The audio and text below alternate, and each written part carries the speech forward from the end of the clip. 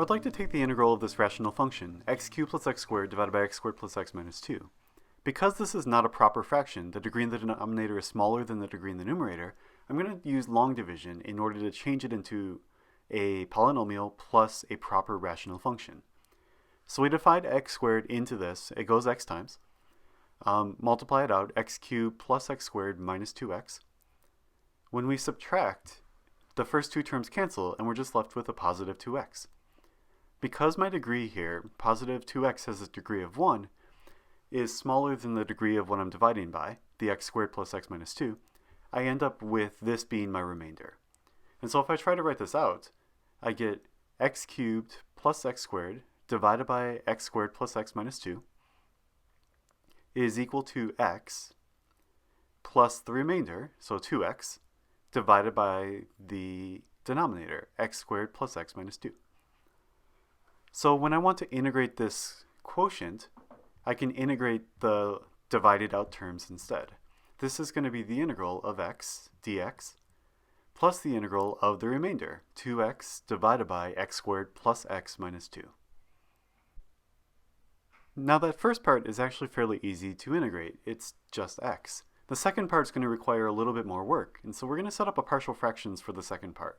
It's a proper rational function, and so we can use proper fractions in order to divide this into parts that are easier to work with. And so I'm going to write this as a over x plus 2 plus b over x minus 1. Those are the two factors of my denominator. When I multiply through by my denominator, I end up with 2x on the left side, and on the right hand side, I'll have a times x minus 1 plus b times x plus 2.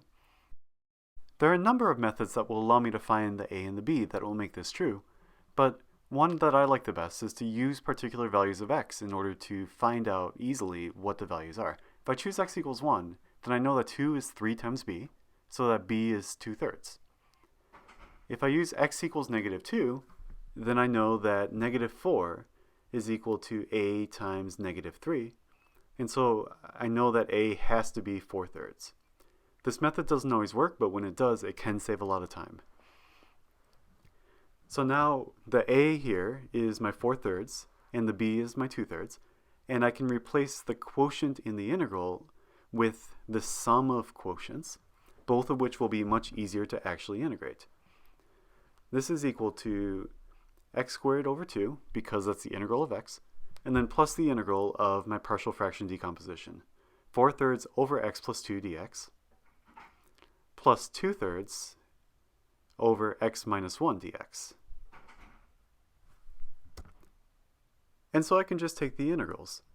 I know that the integral of 1 over x plus 2 is natural log of the absolute value of x plus 2. So this will be 4/3 times the natural log of the absolute value of x plus 2 plus 2/3 times the natural log of the absolute value of x minus 1 plus the constant c.